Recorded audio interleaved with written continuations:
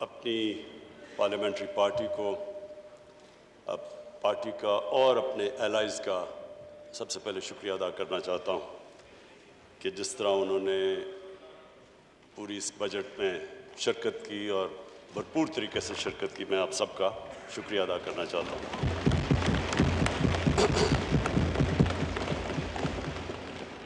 Speaker साहब, उसके बाद मैं आज अपनी जो मैंने बजट की तकरीर करनी है उससे पहले मैं आज दावत देना चाहता हूं ऑपोजिशन को इस चीज़ पे।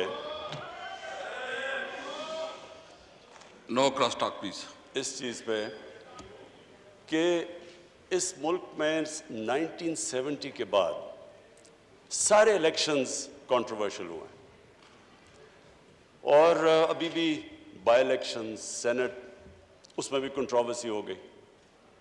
तो हमने बड़ी कोशिश की है ये 2 सालों के अंदर कि हम क्या रिफॉर्म्स कर सकते हैं कि पाकिस्तान में भी इलेक्शंस एक्सेप्ट करे, जो भी हारता है वो एक्सेप्ट करे इलेक्शंस को। तो उसमें हमने पूरी रिफॉर्म्स तजवीज़ दी हैं, 1 साल से पड़ी हैं, उसके ऊपर कोई अपोजिशन की अभी तक डिबेट नहीं हुई। तो मैं इनको रिक्वेस्ट करूंगा कि ये तो कोई गवर्नमेंट ऑपोजिशन की बात नहीं है, ये तो पाकिस्तान की डेमोक्रेसी की फ्यूचर है।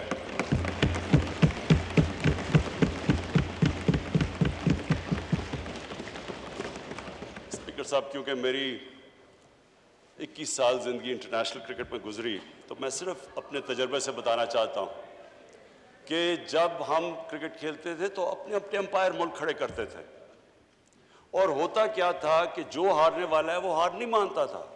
कहते जो हारता था मुखालिफ मुल्क में जाके वो कहता था जी अंपायरों ने हमें हरा दिया। और मुझे फ़ख्र है इस चीज़ पे कि मैं एज पाकिस्तान कैप्टन पूरी कैंपेन की और पाकिस्तान वो मुल्क था जिसने क्रिकेट हिस्ट्री में पहली दफ़ा न्यूट्रल अंपायर्स खड़े किए।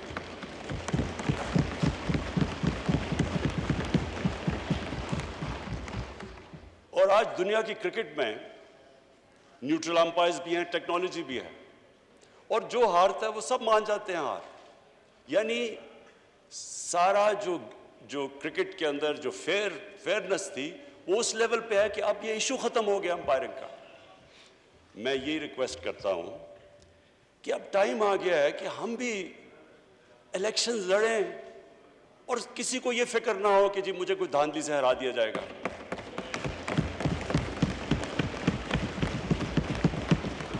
पहले दिन मैंने तकरीर करने की कोशिश की, ऑपोजिशन ने नहीं करने दी और उन्होंने क्या कहा? उन्होंने कहा जी इलेक्शन ठीक नहीं हुए।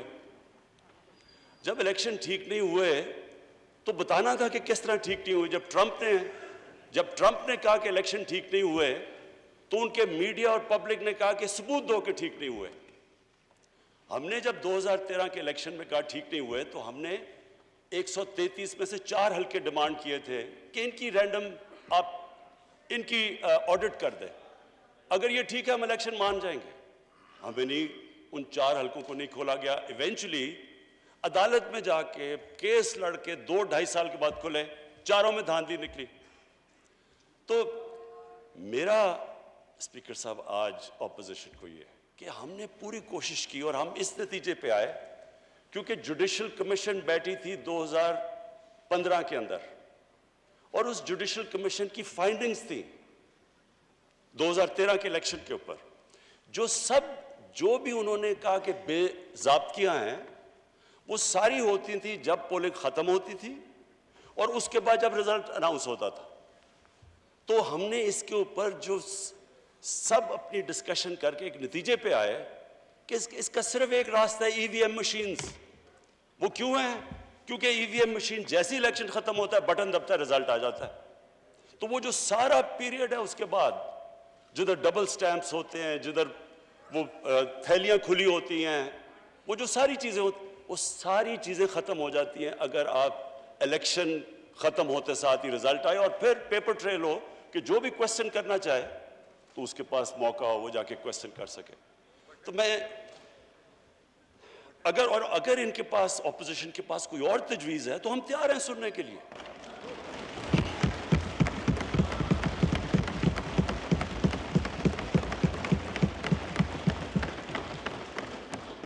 लेकिन ये तो कोई हर इलेक्शन, अगर आज आप कुछ इस पर कोई रिफॉर्म नहीं करेंगे, ये तो फिर हर इलेक्शन के अंदर यही सिलसिला होगा, जिस तरह बाय इलेक्शन, जिस तरह सेनेट के अंदर।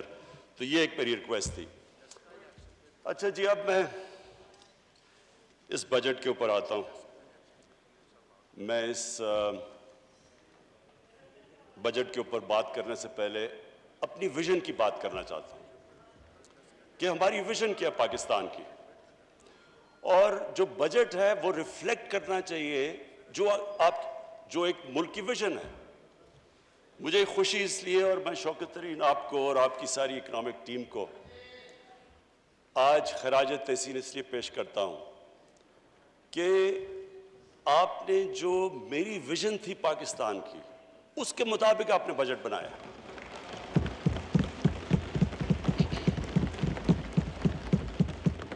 स्पीकर साहब, जब हमने 25 साल पहले तहरीक इंसाफ को इसको शुरू किया पार्टी को, तो हमारी जो मोटिवेशन थी, जो मेरी मोटिवेशन थी, वो एक ही थी, जो कि नजरिया पाकिस्तान था। नजरिया पाकिस्तान ऑब्जेक्टिव रेजोल्यूशन के अंदर बड़ा क्लियरली डिफाइंड है, इस्लामी फलाई रियासत। ये जो इस्लामी फलाई रियासत है, ये नजरिया जो हमारे फाउंडिंग फादर्स थे, उन्होंने मदीना की रियासत से लिया, क्योंकि वो दुनिया की पहली फलाई रियासत थी। अब स्पीकर साहब, हमने ये क्यों, मैं जरा सारे हाउस के लिए, अपने यूथ के लिए, सबके लिए कहना चाहता हूं कि ये क्यों जरूरी है कि हम पाकिस्तान उसी फाउंडिंग फादर्स की विजन के ऊपर वापस जाए। वो इसलिए जरूरी है स्पीकर साहब कि अगर इस हमारे मुल्क की विजन से हम पीछे हट जाते हैं तो पाकिस्तान का मकसद खत्म हो जाता है। पाकिस्तान जब बना था तो हमें यह पता होना चाहिए कि बहुत ज्यादा मुसलमान हिंदुस्तान में रह गए थे, लेकिन उन्होंने भी पाकिस्तान की हिमायत क्यों की थी? क्योंकि जो हमारे फाउंडिंग फादर्स थे, इलामा इकबाल और कायद आजम, इन्होंने जो एक विजन दी थी पाकिस्तान की, उसकी वजह से सारे हिंदुस्तान के मुसलमान भी मुत्तफिक थे कि यह मुल्क बनना चाहिए।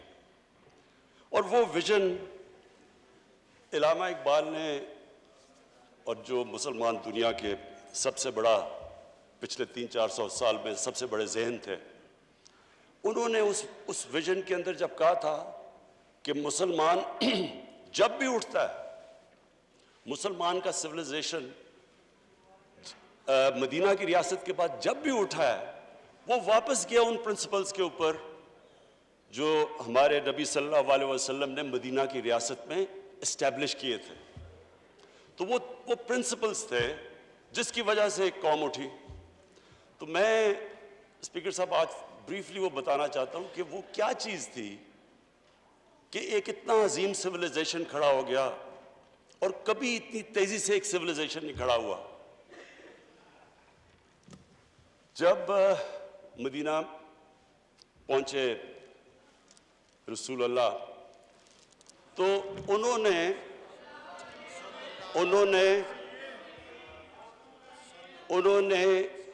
मदीना की रियासत में जो प्रिंसिपल्स तय किए, ये दुनिया की तारीख इसकी गवाह है कि उनके मदीना के आने के बाद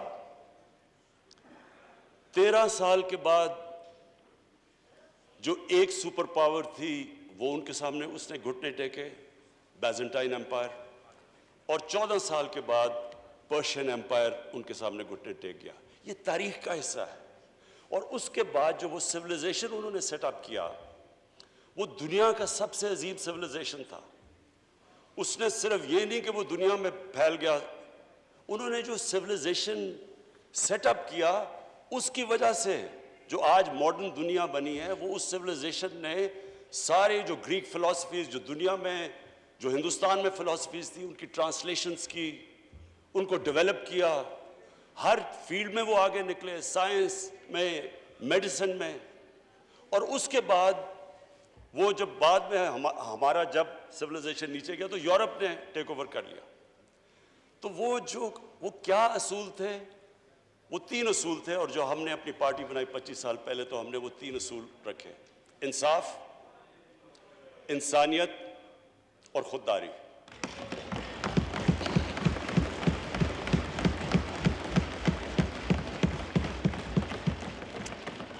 और ये 3 हमारी विजन स्टेटमेंट में है कि हम ये समझते हैं कि जो हमारा बजट है वो रिफ्लेक्ट करना चाहिए ये 3 प्रिंसिपल्स। तो इससे पहले मैं आज अपनी इकोनॉमिक टीम को खराज तहसीन पेश करता हूँ।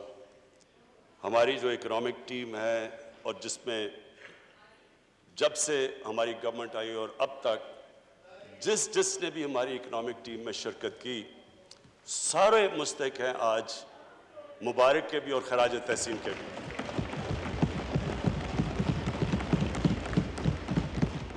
इस हॉल में हमारे स्पीकर्स ने सब ने बताया कि किस तरह का पाकिस्तान हमें मिला।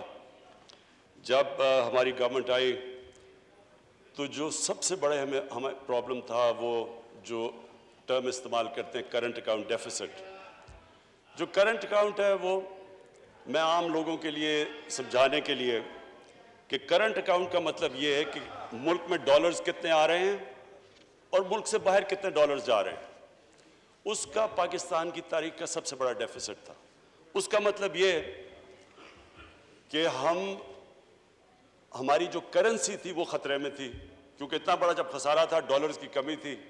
डॉलर्स की कमी थी तो डॉलर्स ने ऊपर जाना था, करेंसी ने डीवैल्यू होना था। उसके लिए जो सबसे बड़ा हमें आते साथ ही सर्वाइवल का जो शुरू में पीरियड था, हम सब नए थे, टीम नई थी, तजर्बा नहीं था, तो उसके अंदर इतने बड़े क्राइसिस में मैं इसलिए अपनी टीम को खराज तहसीन पेश करता हूं कि हमने बड़े मुश्किल कदम उठाए अपनी इकोनॉमी को स्टेबलाइज करने के लिए।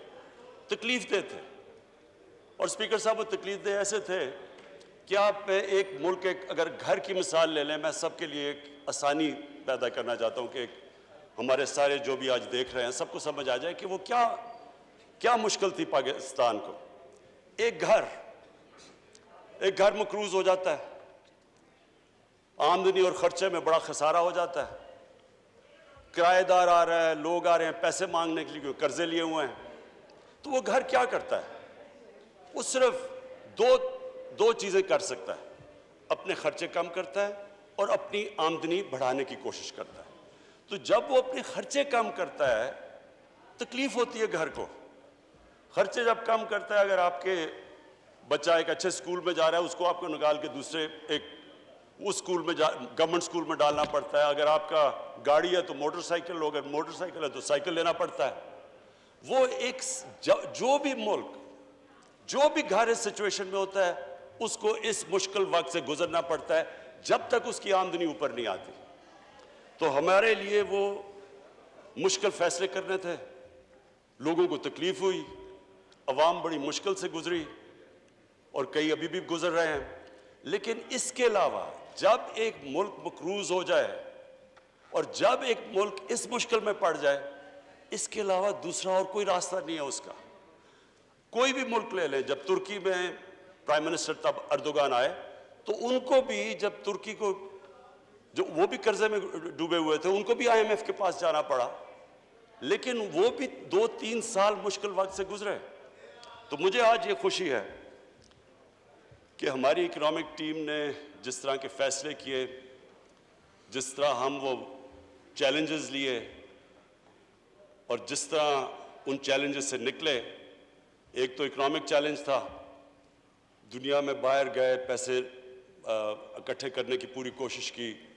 मैं आज फिर अपने वो मुल्कों का शुक्रगुजार हूँ जिस तरह UAE ने हमारी मदद की, सऊदी अरेबिया ने हमारी मदद की, चाइना ने हमारी मदद की।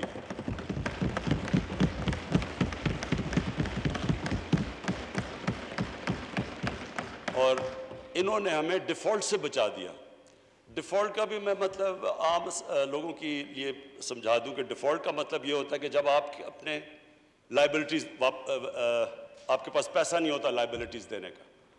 जैसे ही एक मुल्क डिफ़ॉल्ट करता है तो सबसे बड़ा उसके ऊपर जो मसला आता है उसकी करेंसी पे आता है। तो जैसे जैसे आपकी करेंसी गिरती है, मुल्क में महंगाई बढ़ जाती है, गुर्बत बढ़ जाती है, सारी इन्वेस्टमेंट रुक जाती है।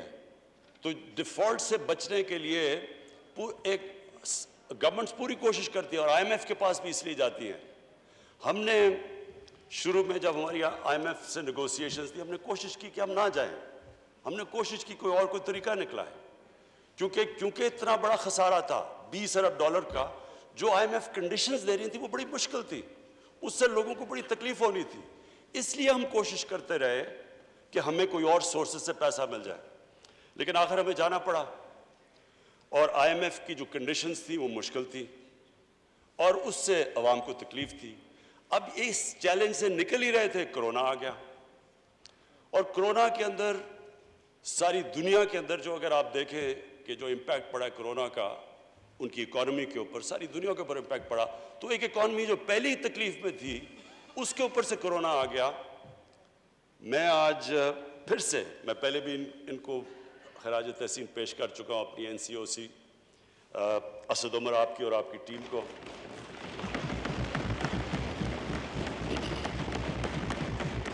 डॉक्टर फैसल को, और उसमें फिर जितनी भी कोऑर्डिनेशन थी, पाकिस्तान आर्मी, उन्होंने हमारी पूरी मदद की। हमने इंटेलिजेंस पूरी उनसे ली। जो भी फिर हमने हॉटस्पॉट्स और फिर उनको लोगों को ट्रैक एंड ट्रेस, और डॉक्टर फैसल जिसने पूरी एक्सपर्ट ओपिनियन हमें देता रहा कि ये दुनिया में ये हो रहा है तो आपको ये जो भी कदम हमें उठाने चाहिए। तो उससे आज हम सारे पाकिस्तानी, हम वो खुशकिस्मत कौम है। अगर आप इर्द गिर्द देखें, ईरान में देखें, बदकिस्मती से अभी अफगानिस्तान देखें, हिंदुस्तान देखें, आज इंडोनेशिया में जो हो रहा है, तो सारी, और बांग्लादेश में जो सूरत हाल है, लॉकडाउन्स लगा दिए हैं, उसके मुकाबले में अल्लाह का मैं ख़ास तौर पे, क्योंकि अल्लाह ने, हम इंसान तो एक स्टेज तक जा सकता है, उसके बाद तो ऊपर वाले के ऊपर छोड़ देता है, और उसने हमें बचा लिया। हम जिस तरह निकले उससे,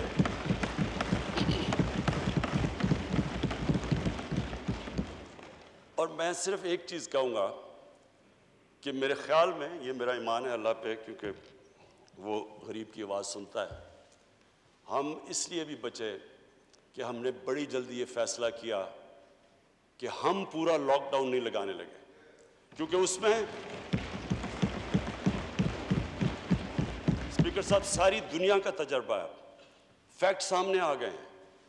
लॉकडाउन से जो गरीब है, जो निचला तबका है, वो पिस जाता है। सारी दुनिया के अंदर, अमेरिका के अंदर फूड लाइन, दुनिया का अमीर तरीन मुल्क, खाने के लिए लाइनें लोगों की लगी हुई थी, खाने नहीं थे लोगों के पास। हर जगह दुनिया में गुर्बत बढ़ी है जिधर लॉकडाउन लगा है।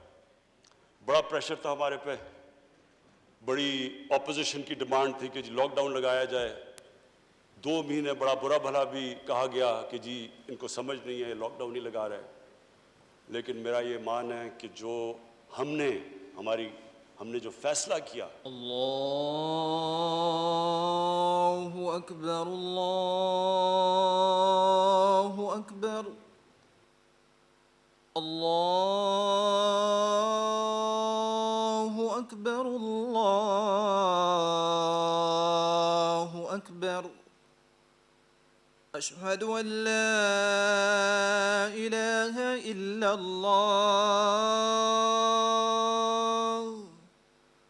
अशहदु अन ला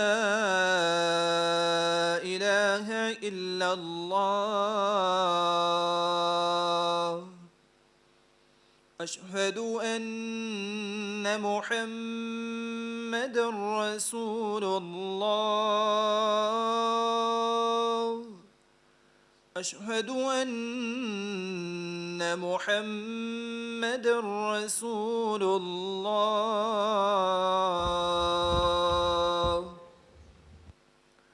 हय्य अला स्सलाह,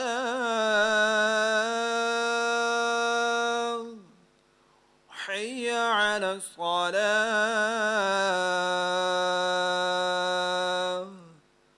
हय्य अला الفلاح،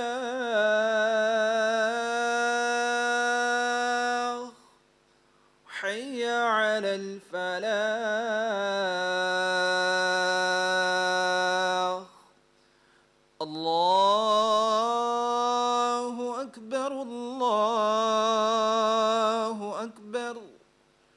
لا إله إلا الله. जनाब इमरान खान साहब, प्राइम मिनिस्टर। जी स्पीकर साहब, जो फैसला किया हमने ये सोच के कि जो हमारा दिहाड़ीदार है, हमारे मजदूर, हमारा डेली वेजर जो कि वीकली वेजर, वो घर में खाना ही तब आता है जब अगर वो मजदूरी करे। हमने जो बड़ी जल्दी फैसला किया कंस्ट्रक्शन खोलने का, और फिर जो अपना सारा एग्रीकल्चर सेक्टर था उसको हमने पूरी तरह खोलने की कोशिश की जल्दी से जल्दी। जो वो हमारा फैसला था, मैं समझता हूँ, और एक्सपोर्ट इंडस्ट्री हमने जो खोलने की कोशिश की और जल्दी, मेरे ख्याल में जो हमने वो फैसले किए, और फिर हमारा स्टेट बैंक ने ज़बरदस्त इंसेंटिवाइज किया, उन्होंने पूरी मदद की इंडस्ट्री की, हमने स्मॉल और मीडियम इंडस्ट्री की मदद की, हमने बिजली में उनको जो हमने उनकी मदद की, और फिर हमारा जो एहसास प्रोग्राम था जिसमें 1 करोड़ 20 लाख लोगों को साफ और शफाफ तरीके से जल्दी हमने उनको पैसे दिलवाए, जो कि आज वर्ल्ड बैंक सारी दुनिया में मुल्कों में नंबर 4 पे एहसास प्रोग्राम की इफेक्टिवनेस। हाँ सॉरी, मैं ये क्लियर कर दूं, 1.5 करोड़ ख़ानदान को पैसे दिए। सो उसको मल्टीप्लाई करें 6-7 से, तो स्पीकर साहब हम उससे अल्लाह का शुक्र है बेहतरीन तरीके से निकल गए। इकॉनमी भी हमने अपने बचा ली, और क्योंकि हमने बड़े फोकस तरीके से स्मार्ट लॉकडाउन यानी रिस्ट्रिक्ट करके हॉटस्पॉट्स की तरफ गए, लोगों को भी हमने बचा लिया। लेकिन एक और चैलेंज था जिसका लोगों को इतना ज़्यादा अंदाज़ा नहीं, क्योंकि वो चैलेंज था देहातों के अंदर। लोकस्ट अटैक हो गया। लोकस्ट का एक वक्त पे इतना ज़्यादा ख़तरा था, उधर भी हमने कमांड एंड कंट्रोल सेंटर बनाया। उन्होंने बाकायदे फ़खर इमाम फूड सिक्योरिटी से उन्होंने जाके इसको सुपरवाइज किया, उसमें भी सब इन्वॉल्व थे, जिस तरह हमारी NCOC थी। तो लोकस्ट से भी अल्लाह ने हमें बचाया और बड़ी मेहनत की। ईद पे भी लोगों ने काम किया। तो स्पीकर साहब, हम अल्लाह का शुक्र है, ये जो 4% ग्रोथ रेट, हमारी तकरीबन 4% ग्रोथ रेट आई, उसकी वजह ये थी कि हमने एग्रीकल्चर को प्रोटेक्ट किया। एग्रीकल्चर के अंदर रिकॉर्ड इस बारी फसलें आई, गंदम की, चावल की, मकई की रिकॉर्ड फसलें आई, और जो गन्ना था उसकी भी सेकंड हाईएस्ट, उसकी भी पैदावार हुई इस बारी। और इसकी वजह से एक सारी इकॉनमी उठी। और फिर जो हमने एक बहुत बड़ा फैसला किया, हमने ये फैसला किया कि जो हमारा जो किसान है, जो ये शुगर मिल्स में अपने गन्ने लेके जाता है, कि इनको टाइम पे पैसा मिले। ये ना हो कि 1 साल के बाद पैसा मिले, और पूरा पैसा मिले, जो सपोर्ट प्राइस है वो पैसा मिले। क्योंकि गवर्नमेंट ने ये इन्फोर्स किया, पैसा पहली दफ़ा शिफ्ट हुआ किसानों के पास। किसानों के पास पैसा आया, उन्होंने अपनी फसलों पे लगाया। उसकी एक बहुत बड़ी वजह कि ये जो रिकॉर्ड पैदावार हुई, एक तो अल्लाह का करम है, मौसम भी ठीक रहा, लेकिन ये भी है कि किसानों के पास पैसा आया और वो पैसे को उन्होंने री इन्वेस्ट किया।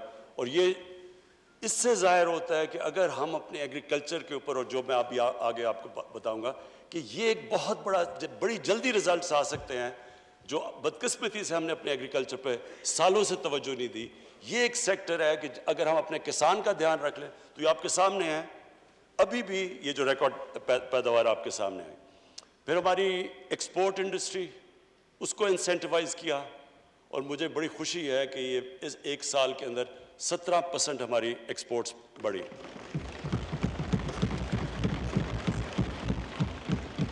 स्पीकर साहब, जो जून का महीना था, जून के महीने में हमारी जो एक्सपोर्ट सिर्फ जून के महीने में हुई वो $2.7 अरब हुए, जो ऑल टाइम पाकिस्तान रिकॉर्ड है एक महीने के अंदर। और फिर हमने जो अपनी कंस्ट्रक्शन इंडस्ट्री को इंसेंटिवाइज किया, जो रुकावटें थी वो दूर की। हमने बाकायदा जो कंस्ट्रक्शन इंडस्ट्री के अंदर लोग थे उनसे मुज़ाकरात करके हमने हर कोशिश की कि इनको इंसेंटिव्स दिए जाएं, क्योंकि जब कंस्ट्रक्शन इंडस्ट्री चलती है तो उसके साथ, और ख़ास तौर पे हाउसिंग, तो जितने 30 इंडस्ट्रीज रिलेटेड है वो सारी चलनी शुरू हो जाती हैं। तो इसकी भी वजह से ये जो ग्रोथ रेट हमारी बड़ी आखिर में, ये अल्लाह का करम था। अब आगे मैं फ्यूचर में बता दूं, उसके बाद वापस जाता हूं अपनी विजन के ऊपर। देखिए फ्यूचर में हम बड़े क्लियर हैं कि अब पाकिस्तान का डायरेक्शन क्या है। हमारी जो ग्रोथ होगी वो एक्सपोर्ट लेड, एक्सपोर्ट्स के ऊपर अब हम पूरी तवज्जो दे रहे हैं। और अभी जो हमारी जो इंपोर्ट्स बढ़ी हैं उसकी एक बहुत बड़ी वजह यह है कि एक्सपोर्ट्स के लिए मशीनरी इंपोर्ट की जा रही है, और ये टाइम लैग के साथ इंशाल्लाह आप देखेंगे कि हम पाकिस्तान की रिकॉर्ड एक्सपोर्ट्स पे पहुंच जाएंगे। दूसरी चीज़ हमारा agriculture sector sorry agriculture sector के अलावा जो मैं इंडस्ट्री के एक और बात कर दूं कि स्मॉल और मीडियम के ऊपर हम असल तवज्जो दे रहे हैं। पहले लार्ज स्केल मैन्युफैक्चरिंग के अंदर हमारी 9% ग्रोथ रेट हुई है। स्मॉल और मीडियम के ऊपर प्रॉब्लम यह है कि उनको बैंक्स कर्जे नहीं देते। अब उनके लिए फाइनेंस मिनिस्टर तरीके ढूंढ रहे हैं कि हम कैसे स्मॉल और मीडियम इंडस्ट्री को कर्जे दे सकते हैं, क्योंकि उनके पास कोलैटरल नहीं होता। उनके लिए पूरी पॉलिसी डिवाइस करें और जो रेगुलेशंस हैं उनको आसान करते जा रहे हैं, क्योंकि इतने ज़्यादा रेगुलेशंस होते हैं वो स्मॉल और मीडियम इंडस्ट्री चलने का उसका वो रजिस्ट्री नहीं होते डर के रेगुलेशन से, तो उसके ऊपर पूरी अब इंसेंटिवाइज कर रहे हैं उनको। जो एग्रीकल्चर है उसमें हम कई चीज़ें कर रहे हैं। एक तो पंजाब ने बड़ा ज़बरदस्त काम किया, किसान कार्ड लेके आ रहा है। किसान कार्ड से एक डेटाबेस होगा, सारे किसानों को रजिस्टर कर रहे हैं हम। और जो छोटा किसान है, छोटे किसान को जो 13 एकड़ से कम किसान है, उसको डायरेक्ट सब्सिडाइज करेंगे, उनको खादों के ऊपर, उनकी पेस्टिसाइड्स के ऊपर। फिर अगर कोई जिस तरह बखर में अभी मैंने सुना है कि वहाँ उनकी जो फेल हो जाती है, 3 साल से उनके जो चने की क्रॉप फेल होगी, उनको डायरेक्ट मदद करेंगे। तो ये पहली दफ़ा एक किसान कार्ड के ज़रिए डायरेक्ट मदद करेंगे अपने किसानों के लिए। फिर जो भी इस बारी फाइनेंस मिनिस्टर ने जो पैसा रखा है, $60 अरब फेडरल गवर्नमेंट ने, अच्छा सॉरी 60 अरब रुपया जो हमारी फेडरल गवर्नमेंट ने रखा है, जो पिछली गवर्नमेंट के आखिरी साल में 1.5 अरब था। तो ये जो 60 अरब है और इसके ऊपर जो 100 अरब की छूट दी है टैक्सेस के ऊपर एग्रीकल्चर सेक्टर पे, कोशिश ये है कि अब हम एग्रीकल्चर सेक्टर के अंदर वो काम करें जो बहुत पहले करना चाहिए था, रिसर्च, सीड डेवलपमेंट। ये सबसे इंपॉर्टेंट है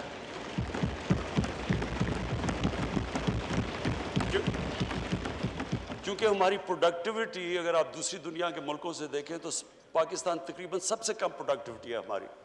तो बड़ी जल्दी अगर हम इस पे काम कर लें, तो जिस तरह इस बार रिजल्ट्स आए हैं, और हमारा आगे मसला भी फूड सिक्योरिटी का है, क्योंकि हम अब फूड इंपोर्टर बन चुके हैं। गंदम भी हमें इंपोर्ट करनी पड़ रही है, चीनी भी इंपोर्ट करनी पड़ रही है, हमें दालें इंपोर्ट करनी पड़ रही हैं, और एडिबल ऑयल तो खैर पहले भी हम इंपोर्ट करते थे। तो अब हमारी कोशिश ये है कि इनकी पहले तो अपनी पैदावार बढ़ाएं ताकि आगे बढ़ते हुए आबादी के लिए हम फूड सिक्योरिटी प्रोवाइड करें, लेकिन उसके अलावा अपनी उसके अलावा जो किसान है उसको डायरेक्ट छोटे किसान को सब्सिडाइज करें, क्योंकि असल हमारा 70% तो छोटा किसान है, और उसका सबसे बड़ा प्रॉब्लम होता है उसके पास पैसा नहीं होता, वो आर्थिक से फंस जाता है। और उसकी हमने किसान की और मदद करने के लिए क्या फैसला किया, किसान मार्केट्स। ये चाइना से हमने देखा है कि उन्होंने वर्चुअल मार्केट्स बनाए हुए हैं जो किसान और होलसेलर या रिटेलर को वो इकट्ठा कर देते हैं। वो डायरेक्टली किसान सप्लाई करता है रिटेल को, उसको लोगों को भी सस्ती चीज़ें मिलती हैं, बीच में जो मिडल मैन उड़ जाता है, और किसान को भी ऊंची प्राइस मिलती है। इसके ऊपर अब इंशाल्लाह हम पूरा काम कर रहे हैं। फिर जी पाकिस्तान का जो बड़ा मसला है दूध। अब दूध एक ऐसी चीज़ है जो कि एक बच्चों के लिए सबसे इम्पोर्टेंट न्यूट्रिशन है, प्रोटीन है। अब मसला ये बना हुआ है, कैल्शियम है। प्रॉब्लम हमारा ये है कि जो खुला दूध बिकता है वो ज़्यादातर कंटेमिनेटेड है, और फिर जब हम उनको जो कंटेमिनेट दूध को हटाते हैं तो उसकी कीमत ऊपर चली जाती है। तो हम इस नतीजे पे आए हैं कि इसका सबसे आसान तरीका ये है कि इनकी जेनेटिक इम्प्रूवमेंट करें गायों की और भैंसों की, और उसके लिए हम बाहर से अब यही बाहर से इंपोर्ट कर रहे हैं जो जो जिससे इनकी हम जीन्स को इम्प्रूव कर सकें। इंशाअल्लाह ये हम समझते हैं कि 1-2 सालों के अंदर 2 सालों में इसका इम्पैक्ट पड़ जाएगा, और इसके लिए हमने काफ़ी पैसे रखे हुए हैं कि हमारा जो लाइफ स्टॉक है वो इम्प्रूव हो। इतनी ज़्यादा हमारे पास गाय भैंसें हैं, लेकिन उनकी प्रोडक्टिविटी बहुत चाइना में 6 गुना ज़्यादा उनको वही दूध लेती है गाय से जिस पाकिस्तान के मुकाबले में। तो अगर हम दुगना भी कर लें तो ये बहुत बड़ा इम्पैक्ट पड़ जाएगा हमारी जो इम्पोर्टेंट है दूध सप्लाई के लिए। अच्छा स्पीकर साहब, अब मैं वापस रिवर्ट करता हूँ कि पाकिस्तान ने अगर आगे बढ़ना है तो हमें उन असूलों के ऊपर वापस जाना चाहिए जिस विजन के मुताबिक पाकिस्तान बना था। जो 3 चीज़ें हैं, इंसानियत, इंसाफ और खुददारी। सबसे पहले तो मुझे इस बजट में सबसे बड़ी खुशी हुई कि पाकिस्तान की तारीख का सबसे ज़्यादा पैसा हमने सोशल प्रोटेक्शन के लिए दिया है।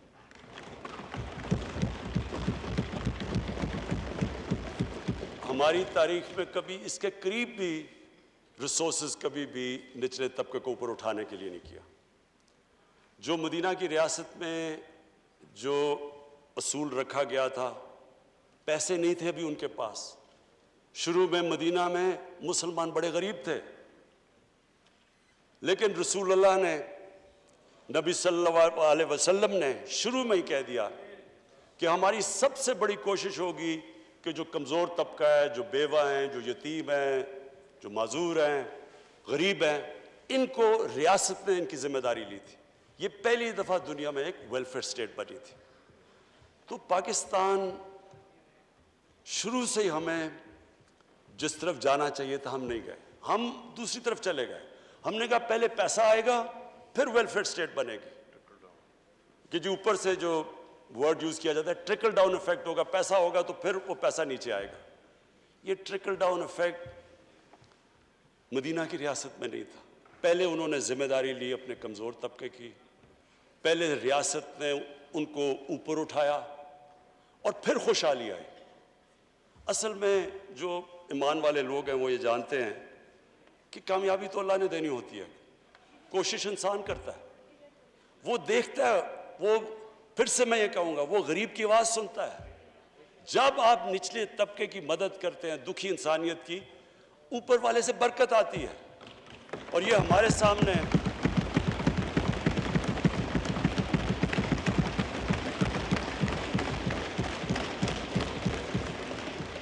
मैं 2 मिसालें देना चाहता हूं स्पीकर साहब। चाइना और हिंदुस्तान दोनों की आबादियां 1 अरब से ज्यादा है। 35 साल पहले चाइना तकरीबन उधर ही खड़ा था जिधर हिंदुस्तान खड़ा था। आज चाइना किधर चला गया और हिंदुस्तान किधर है? उन्होंने क्या किया और जो हिंदुस्तान ने नहीं किया?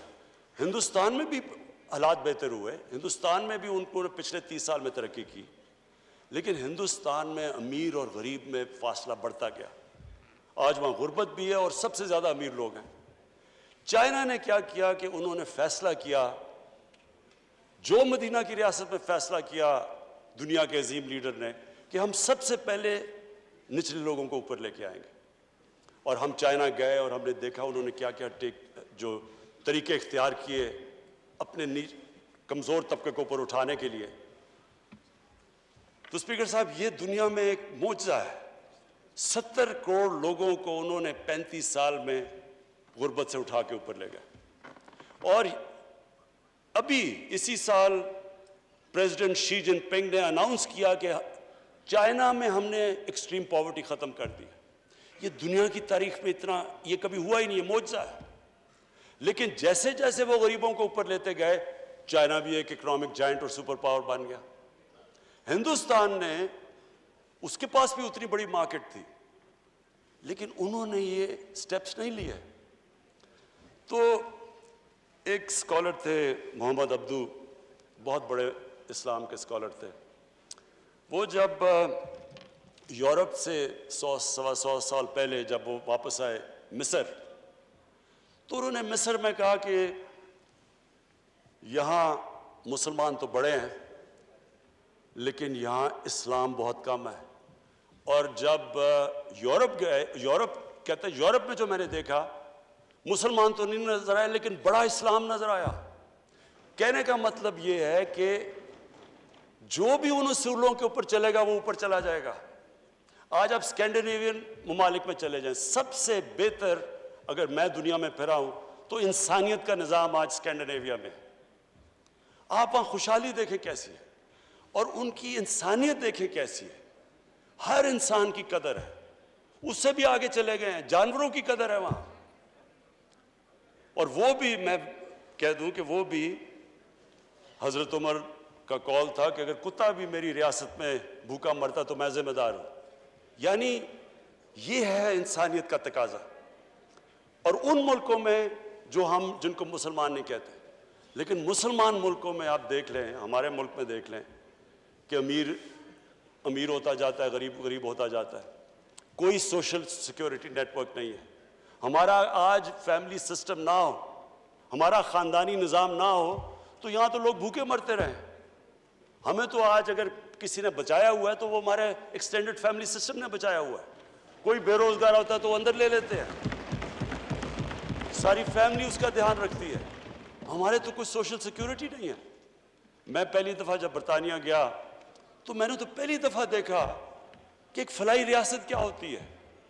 आप कोई आदमी किसी गवर्नमेंट के बीमार हो, आप किसी अस्पताल में चले जाएं, आपका मुफ्त इलाज था।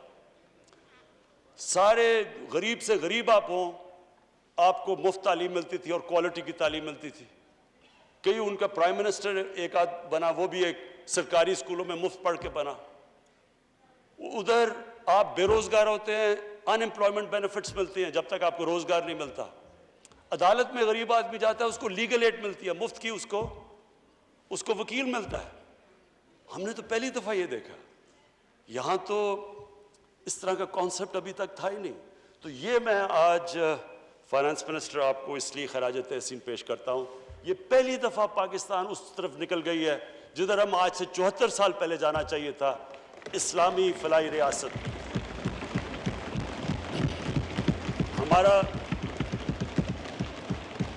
हमने 500 अरब रुपया हमने रखा हुआ है, एक नया प्रोग्राम लेके आ रहे हैं, कामयाब जवान, कामयाब पाकिस्तान। कामयाब जवान उसका हिस्सा है, ओवरऑल कामयाब पाकिस्तान। और मकसद इसका ये है कि हम 40 से 50 लाख जो हमारे सबसे निचला तबका, और हमारे पास तकरीबन सारा डेटा बेस तैयार हो गया है। इंशाअल्लाह हमारे पास अगले महीने तक सारा पाकिस्तान का हम अपना डेटा बनाया है कि सारी इनकम लेवल्स के हमारे पास अब डेटा आ गया है कि कौन सी फैमिली के कितने पैसे हैं, कितनी इनकम है। और उसके मुताबिक हमने ये फैसला किया कि जो निचला 40 से 50% ख़ानदान है उनको हम इस कामयाब पाकिस्तान के नीचे लाने लगे। 500 अरब इनके लिए हमने डेडिकेट किया है। इसमें 4 चीज़ें होंगी। सबसे पहले सस्ते सूद के बगैर कर्जे। किसान जो होंगे उनको 3 लाख देंगे सूद के बगैर कर्जा, छोटे किसानों के लिए। और जो शहर के अंदर हम उनको पैसे देंगे ताकि वो अपना कोई कारोबार शुरू कर सके। दूसरी चीज़ हम स्पीकर साहब उनके लिए वो काम कर रहे हैं जो मैं हमेशा सोचता था कि अल्लाह ने कभी मौका दिया तो वो हम इस मुल्क में करेंगे। Health card, health insurance. जो मैं अपने जो हमारे पीटीआई के 2-3 सूबे हैं, पंजाब, पख्तूनख्वा और जीबी, इनको मैं आज ख़ास ये इसलिए मुझे खुशी से मैं इनकी तारीफ़ करना चाहता हूँ। और बलूचिस्तान, वो हमारी कोलिशन गवर्नमेंट है, उधर भी मेरी जाम कमाल से बात हो चुकी है कि सारे शहरियों को हमने, सारे जितने भी ख़ानदान हैं उन सबको हमने हेल्थ इंश्योरेंस देनी है।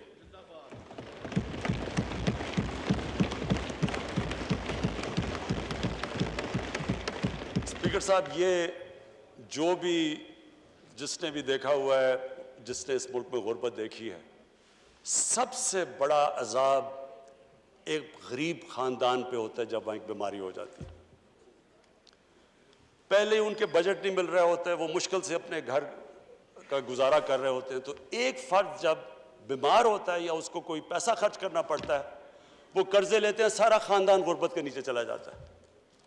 ये जो चीज़ की है, मैं अपनी सारी, अगर मैं अचीवमेंट कोई कहूँ कि जिससे मुझे सबसे ज़्यादा खुशी है, वो ये हेल्थ इंश्योरेंस है, और यूनिवर्सल हेल्थ इंश्योरेंस। ये अमेरिका जैसी जगह में नहीं है।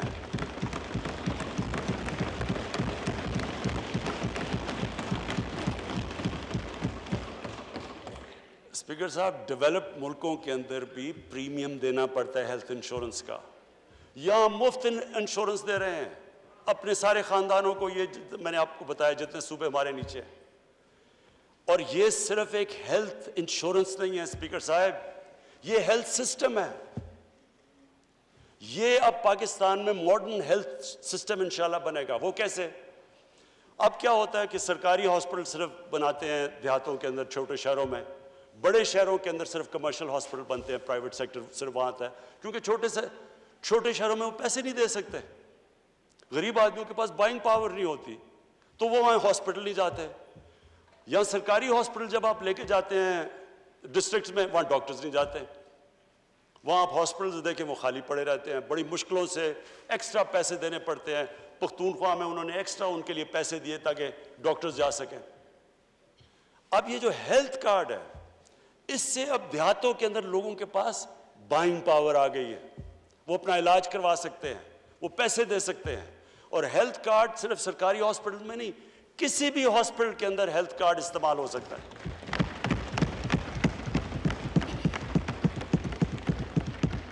गवर्नमेंट के पास तो पैसे नहीं सारे मुल्क में हॉस्पिटल्स बनाने के लिए, हमारे पास तो इतने पैसे नहीं हैं। प्राइवेट सेक्टर आएगा और प्राइवेट सेक्टर के लिए हम अब आसानियां पैदा कर रहे हैं। कैसे कर रहे हैं? औकाफ की ज़मीन, वैक्यू ट्रस्ट की ज़मीन, हमने फैसला किया है कि उनको सस्ते दामों के अंदर हम हॉस्पिटल्स के लिए देंगे, क्योंकि इतनी महंगी ज़मीन है शहरों के अंदर, और ताकि वो जब हॉस्पिटल बनाते हैं उनके पास इतना मौका नहीं होता कि अपना रिकवर करने के लिए कॉस्ट, तो उनको सस्ती ज़मीनें देंगे। जो भी मेडिकल इक्विपमेंट पाकिस्तान में नहीं बनती, वो ड्यूटी फ्री बाहर से इंपोर्ट करवाएंगे प्राइवेट सेक्टर के लिए।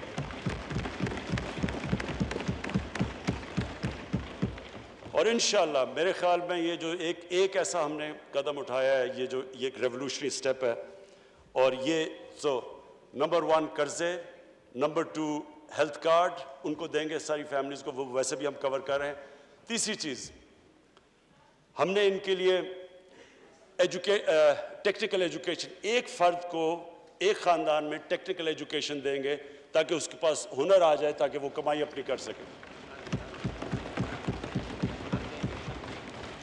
और फिर स्पीकर साहब, जो उसके बाद मुझे इसके बाद जो हमारा बड़ा ज़बरदस्त इंशाअल्लाह ये प्रोग्राम टेक ऑफ करने वाला है, लो कॉस्ट हाउसिंग। आम लोगों के लिए वो घर जो कि लोग खरीद नहीं सकते थे अब तक। तनख्वाहदार तबका है, वेल्डर है, मजदूर है, इन किसी के पास कैश नहीं था घर अपना बनाने के लिए।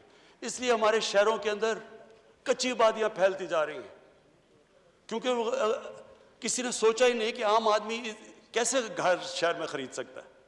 और ये सारी जगह पे आप देख लें, कराची में इतनी महंगी ज़मीन है, वहाँ तकरीबन 30-40% कराची कच्ची आबादियाँ हैं।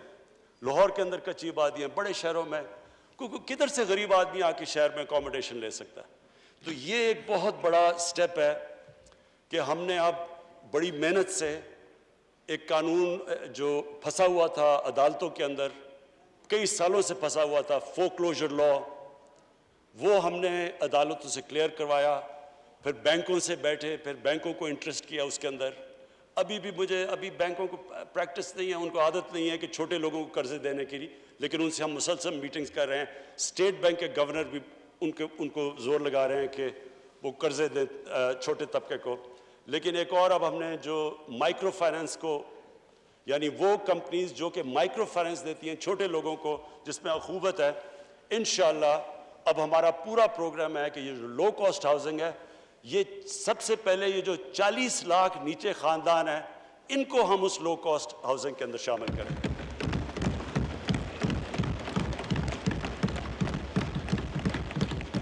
फिर स्पीकर साहब, एहसास प्रोग्राम, अब हमारा इस अगले महीने जिस तरह मैंने कहा हमारे पूरा डेटाबेस पाकिस्तान का कंप्लीट हो जाएगा। अब ये डेटाबेस कंप्लीट होगा, उसके बाद हमारा जो नेक्स्ट स्टेप है कि अब हमने वो सॉफ्टवेयर डेवलप कर रहे हैं और जितने भी करियाना स्टोर्स हैं और यूटिलिटी स्टोर्स हैं उनके अंदर वो ऑटोमेशन लेके आ रहे हैं, उनके पास वो होगा जो डिवाइस, और इनके ज़रिए 1 करोड़ 20 लाख खानदानों को डायरेक्ट सब्सिडी देंगे एहसास के ज़रिए।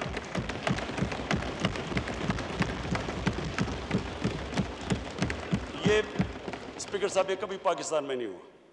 ये पहली दफ़ा होगा कि जो निचला हमारा, आप सोच लें 1 करोड़ 20 लाख खानदान, उनको डायरेक्ट सब्सिडी किस चीज़ की देंगे? क्योंकि एक इंटरनेशनली महंगाई बढ़ रही है, कमोडिटीज़ की कीमत रिकॉर्ड पे गई हुई है पिछले 1 साल के अंदर, तो हम उनको जो बेसिक है, घी है, आटा है, चीनी है, जो एक आम आदमी दालें हैं, इनको हम ये जो 1 करोड़ 20 लाख खानदान होंगे, ये किसी भी किराना स्टोर और यूटिलिटी स्टोर पे इनका हमारा डेटाबेस पे होंगे। ये वहाँ जाके सब्सिडाइज्ड आटा और ये जो बेसिक चीज़ें हैं जो खाने पीने की, ये ले सकेंगे।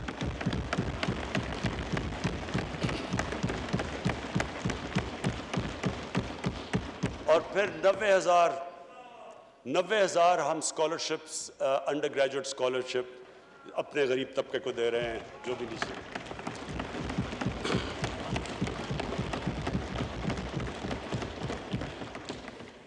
अच्छा स्पीकर साहब, फिर अब मैं सिर्फ ये कहना चाहता हूँ कि हमारा जो अब डायरेक्शन है वो निकल गया है, जो कि पाकिस्तान की विजन है कि एक फलाई रियासत की तरफ जा रहा है पाकिस्तान।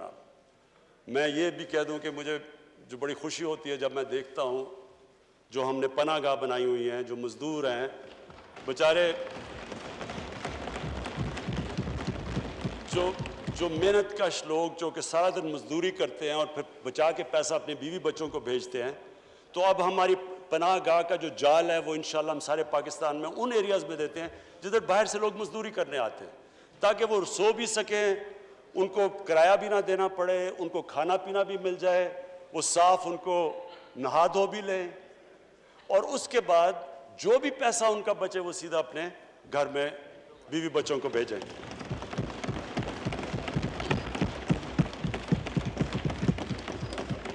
अच्छा स्पीकर साहब, अब मैं अपने दूसरे पॉइंट पे आता हूं, इंसाफ। देखिए, ये मदीना की रियासत में इंसाफ को डिफाइन किया गया था। हमारे नबी सल्लल्लाहु अलैहि वसल्लम ने डिफाइन किया था कि इंसाफ क्या है। उन्होंने 2 डेफिनेशंस दी थी। उन्होंने नंबर 1 ये कहा था कि मेरी बेटी भी जुर्म करेगी तो उसको सजा मिलेगी, कानून के ऊपर कोई नहीं है। दूसरा, उससे रिलेटेड उनकी हदीस थी कि तुम्हारे से पहले बड़ी कौमें तबाह हुई जिधर ताकतवर के लिए कानून, कमजोर के लिए दूसरा, यानी जिधर ताकत की हुक्मरानी थी, कानून की हुक्मरानी नहीं थी, वो कौमें तबाह हो गई। हजरत अली रजी अल्लाह ताला ने उसको डिफाइन किया कि कुफर का निज़ाम चल जाएगा लेकिन जुल्म और नाइंसाफी का निज़ाम नहीं चल सकता। सो जो इंसाफ है ये बेसिस है सिविलाइजेशन का, क्योंकि जंगल के कानून के अंदर माइट इज राइट है। इंसानी कानून इंसानियत का जो सिविलाइजेशन वो डिपेंड ही करता है जिधर इंसाफ हो। इब्ने खालदून जो समझे जाते हैं कि मॉडर्न हिस्ट्री के बाप समझे जाते हैं, इब्ने खालदून ने कहा, अपनी लिखते हैं कि मेरी सारी जिंदगी का तजर्बा ये है कि अल्लाह ने इंसान को ज़मीन पे भेजा इसलिए है कि उसकी ज़मीन पे इंसाफ कायम करने के लिए।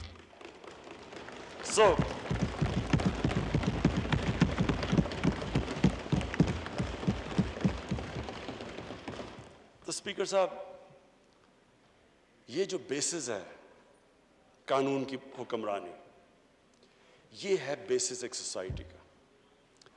आज अगर आप दुनिया की तारीख स्टडी कर लें तो माशरा तो वही ऊपर गया, खुशहाल वो हुआ जिधर इंसाफ है। शेरशाह सूरी की मैं पढ़ रहा था कि जब वो ऊपर आए, वो तो उनको एक जागीर दी गई। शेरशाह सूरी की जो जागीर उठे शेरशाह सूरी उधर से। कैसे उठा कि उसने अपनी जहांगीर में सबसे पहले जितने बड़े बड़े डाकू थे उनको उसने फारग किया।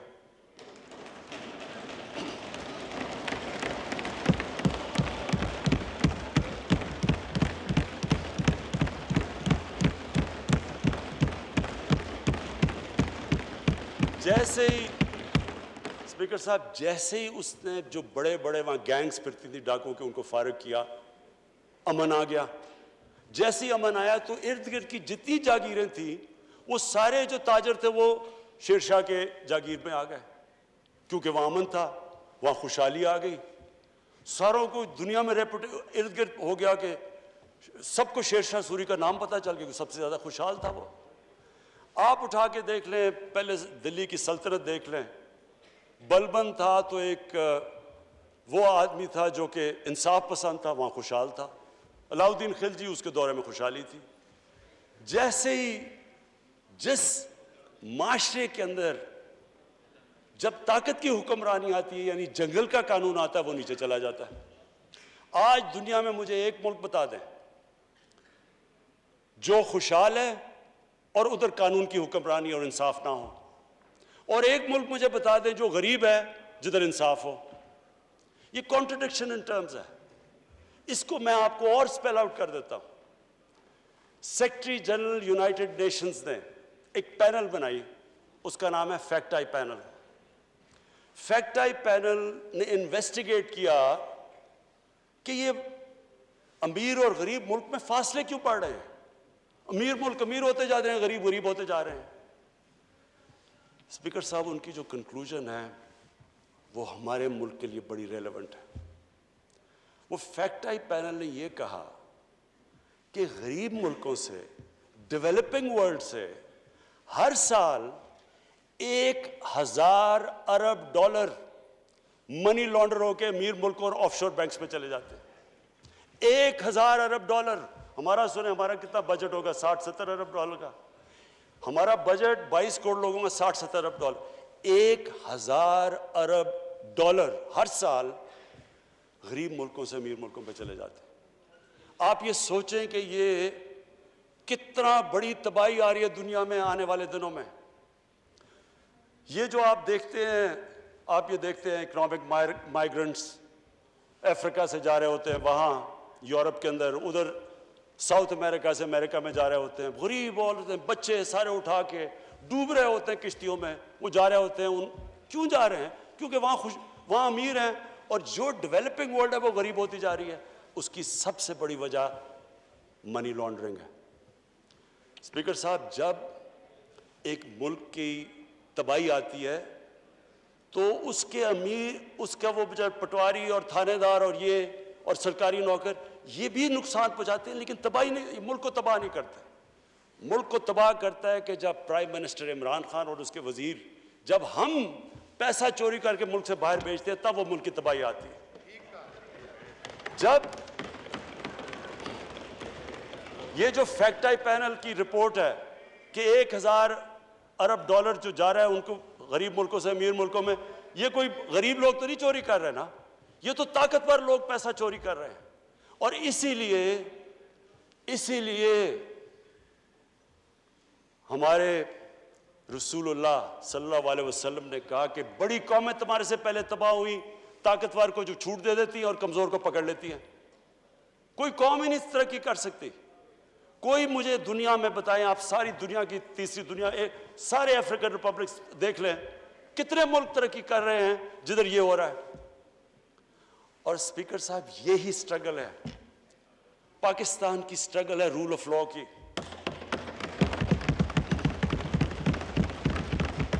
मुझे भी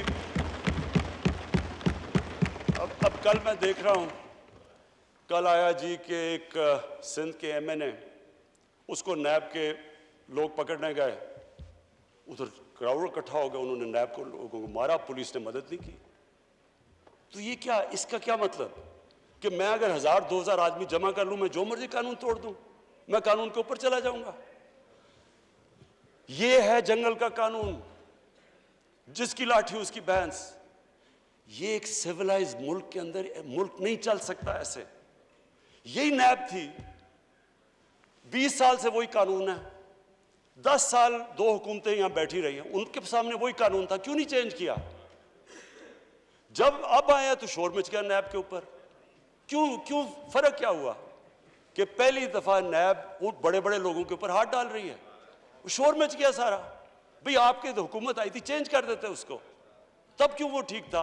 क्योंकि वो बड़े लोगों को हाथ नहीं डाल रही थी और इसलिए करप्शन भी कम नहीं हो रही थी।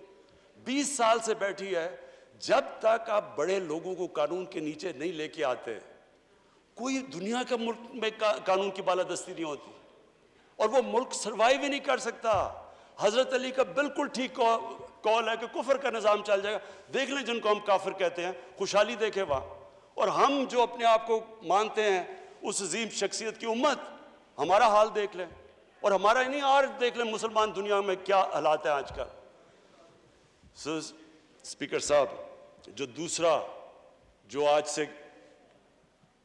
इतनी देर पहले जब हमने ये पार्टी शुरू की थी तो हमने जो इंसानियत और इंसाफ का रखा था, वो इसलिए था कि जब तक ये करप्शन तो सिम्टम्स है ना इंसाफी की, ये जो कब्जा ग्रुप है ये सिम्टम्स हैं जिस मुल्क में इंसाफ नहीं है। क्यों नहीं स्कैंडिनेविया के अंदर कब्जा ग्रुप, क्यों नहीं जमीनों के कब्जे कर रहे वहां? क्योंकि इनकी पुश्त पे बैठे होते हैं। जब ऊपर से करप्शन तो ऊपर से नीचे आती है, जब आप प्रोटेक्ट कर रहे हैं एक नॉन कब्जा, अभी लाहौर में नॉन कब्जा ग्रुप, उसकी जाके जब उसका जो कब्जा जो सरकारी जमीन पे उसने किया होता वो छुड़वाया, तो कहा गया जी कि ये देखें जी ये बहुत बड़ा जुल्म हो रहा है। भाई आपके पास लैंड रिकॉर्ड्स हैं, आप जाएं अदालतों के पास, अदालतें तो आजाद हैं। अब यहां कौन इमरान खान टेलीफोन कर रहे हैं जी कि आप ये रद्द दें? हमें कौन? सुप्रीम कोर्ट के अंदर, सुप्रीम कोर्ट आजाद है आज। कोई कह सकता है कि लाहौर हाई कोर्ट आजाद नहीं है? क्या कोई कह सकता है कि हमारी हुकूमत उसको कंट्रोल कर रही है? सो सारे आजाद हैं। सो स्पीकर साहब, बात यह है कि अगर पाकिस्तान ने अपने पोटेंशियल पे पहुंचना है, ये जंग इस कौम ने जीतनी है। ताकतवर लोगों को जब तक हम कानून के नीचे नहीं लेके आएंगे,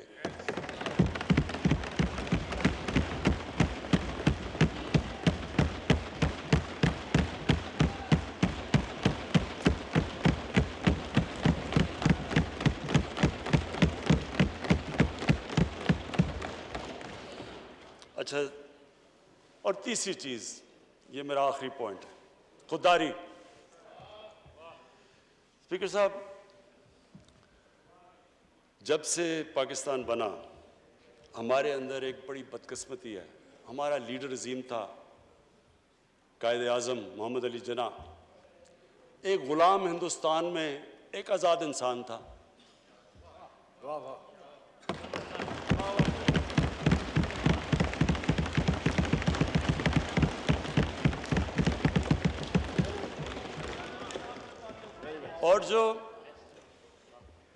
और जो हमारे जिसकी हम उम्मत है, मैं सिर्फ एक छोटी सी चीज़ नरेट करना चाहता हूँ। ये बड़ा इंपॉर्टेंट है समझने के लिए कि ये कितनी बड़ी ख्वाब थी पाकिस्तान। ये हमें समझना चाहिए कि हमारा मुकाम क्या था, हमने क्या बनना था। स्पीकर साहब, जब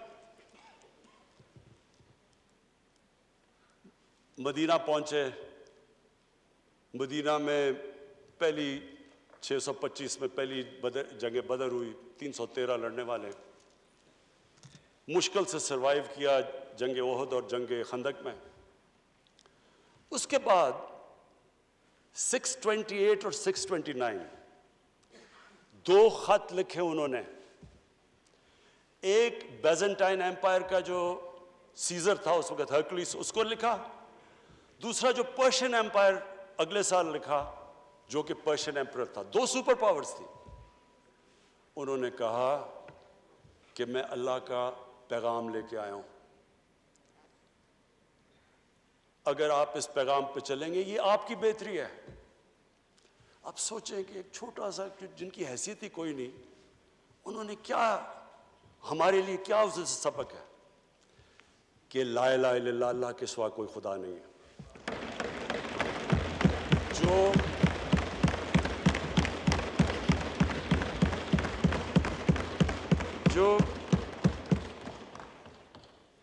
जो अल्लाह के सामने झुकता है वो किसी इंसान के सामने नहीं झुकता, चाहे वो रोमन एम्परर हो और चाहे वो पर्शियन एम्परर हो। और कौन सोच रहा था कि वही जो बड़े एम्पायर्स थे, सुपर पावर्स थी, वो देखते थे यार वो देखें ये तो आज तो मॉडर्न डे है, उन दिनों में तो ऊंट की ट्रेवल थी, तो सोचें कि इतनी तेजी से वो कैसे कोलैप्स कर गए। देखिए जो ला इलाहा इल्लल्लाह है ना, वो इंसान में गैरत देता है, और गैरत के बगैर ना कोई इंसान बड़े काम करता है, ना आज तक कौमी गैरत के बगैर कोई मुल्क उठा है।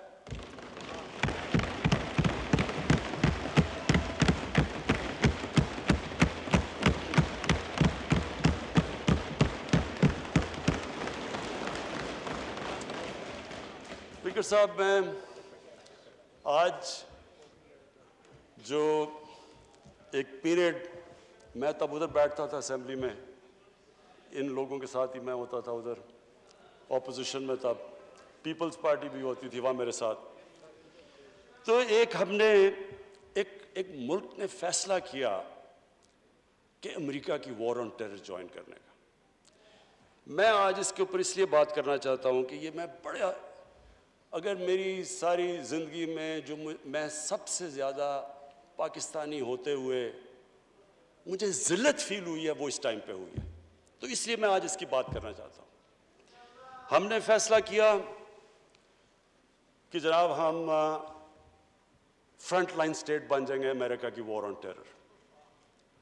मैं उस वक्त, एक सीट थी मेरी तब भी, मैं बार बार कहता था कि ये इससे जंग से हमारा ताल्लुक क्या है। अल कायदा अफगानिस्तान बैठी हुई है, मिलिटेंट तालिबान अफगानिस्तान में, हमारे पास तो वो भी नहीं थे। हमने क्या किया है कि हम उनकी जंग में शिरकत कर दें। वो जो पीरियड है वो मैं इसलिए चाहता हूं कि हम हमेशा के लिए, मेरी कौम सीखे। कौम, एक इंसान, एक इदारा आगे तब बढ़ता है जब अपनी गलतियों से सीखता है। वो जो हमने हिमाकत की, मैं ये चाहता हूं कि मैं उधर पीरियड आपको, क्योंकि मैंने शिरकत की उसमें, वो जब मीटिंग्स हो रही थी, जब वहां फैसले किए गए, फैसला ये किया गया कि नहीं जी अमेरिका बड़ा नाराज है। लफ्ज़ इस्तेमाल किया गया जो उस मीटिंग में होंगे कि वुंडेड बेयर है, किस तरफ भी हाथ मार देगा, हमें कुछ भी कर सकता है, इसलिए हमें उसकी मदद करनी चाहिए। हाँ मदद करें, दहशतगर्दी हुई थी, हमें उनकी मदद करनी चाहिए। लेकिन जो हमने किया उसके बाद, कोई कौम किसी और की जंग में शिरकत करके 70,000 अपने लोगों की कुर्बानी देती है, $150 अरब अपने मुल्क से, उससे भी ज्यादा गया होगा, हमें पता ही नहीं है, क्योंकि यहां तो कोई क्रिकेट टीम नहीं आती रही। इन्वेस्टर ने कहा ना पाकिस्तान, यहां तो मुल्क को उन्होंने कह दिया the most dangerous place in the world. तो हमने जो वो कहते रहे हम करते गए। एक टॉमी फ्रैंक्स, उनका कोई जनरल था, उसकी किताब मैंने उसमें एक सेंटेंस पढ़ा, उसने कहा कि we knew Musharraf was vulnerable so we kept pushing him. वो जो वो कहे हम करने के लिए तैयार हो जाए। लोग अपने वहां पकड़ा दिए, उनको पकड़ के गुआंटानामो में भिजवा दिए। अपनी किताब में लिखा मुशर्रफ ने कि मैंने पैसे दे के लोगों को भिजवाया। किस कानून के तहत? यानी जो अपने लोगों की, अपनी कौम की, अपने लोगों की, अगर वो हुकूमत ही उनकी हिफाजत नहीं करती तो और किसने उनकी हिफाजत करना है? पकड़ा दिया जनाब अमेरिका को, गुआंटानामो में पहुंचा दिया।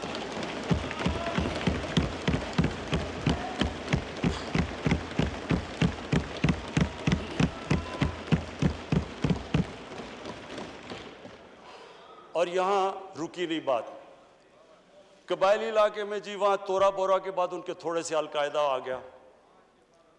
अलकायदा तोरा बोरा के बाद आ गए, ओपन बॉर्डर था कबायली इलाके में, हमें उन्होंने हुक्म किया कि आप जाके उनको अपनी फौज भेजो कबायली इलाके में। चंद 100 अलकायदा के पीछे हमने अपनी फौज भेज दी कबायली इलाके में। अब जब फौज कबायली इलाके में जाएगी, वो अपने लोग थे उधर, जो फिर उधर से वो ड्रोन अटैक करें, वहां हमारे शहरी मर जाएं, उधर हमारी फौज जिसको पता ही नहीं कि किसके पीछे जा रहे हैं, चंद 100 लोगों के पीछे कबायली इलाके में गए। उसका नतीजा क्या हुआ? आधा हमारा कबायली इलाके के लोगों ने नकल मकानी की। वो कबायली इलाका अभी तक कहीं रिकवर नहीं किया। मेरी तरह का आदमी जो कहता गया कि ये गलत हो रहा है, मुझे तालिबान खान बना दिया। यानी वो मैं जब कहता था अफगानिस्तान में कोई मिलिट्री सोल्यूशन नहीं, जनाब ये प्रो तालिबान है। वो जो पीरियड था, असद कैसर साहब, स्पीकर साहब, हमारी तारीख का सबसे, मैं अगर मेरे से कोई पूछे, सबसे स्याह वक्त था। हमें पता ही नहीं है कि दुश्मन कौन है, दोस्त कौन है। अमेरिका हमारा दोस्त है? कभी ये सुना है कि आपका दोस्त अपने मुल्क में बमबारी कर रहा हो? कई दुनिया में ये सुना है कि आपके मुल्क में ड्रोन अटैक्स कर रहे हो? आपका एलाय है। अच्छा, वो जो लोग मरते थे, जिनके बीवी बच्चे मरते थे जब बम फटता था, वो जाके वो बदला किससे लेते थे? वो पाकिस्तानी फौज और पाकिस्तान से। दोनों तरफ पाकिस्तानी मार रहे हैं। मैंने जब पूछा कि ये आप जब उठाता था ये क्या कर रहे हैं, क्यों इजाजत दी हुई है? वो आगे से कहते थे कि क्योंकि पाकिस्तान नहीं इनके पीछे जा रहा, लिहाजा हमें वो करना पड़ता है। स्पीकर साहब, हमारा 30 साल से बैठा हुआ है लंदन के अंदर एक दहशतगर्द, उसको ड्रोन मारेंगे तो क्या वो इजाजत दे देंगे हमें? अब सोचिए, अगर इंग्लैंड में हम ड्रोन अटैक करते हैं उसके ऊपर, तो क्या इजाजत देंगे वो हमें? तो अगर वो नहीं इजाजत देंगे,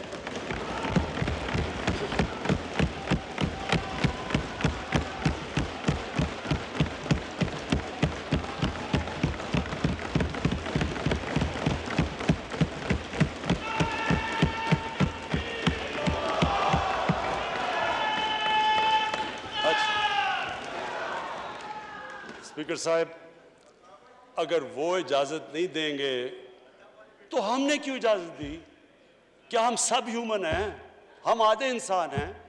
या क्या हमारी कोई वैल्यू हमारी जान की नहीं जो उतनी की?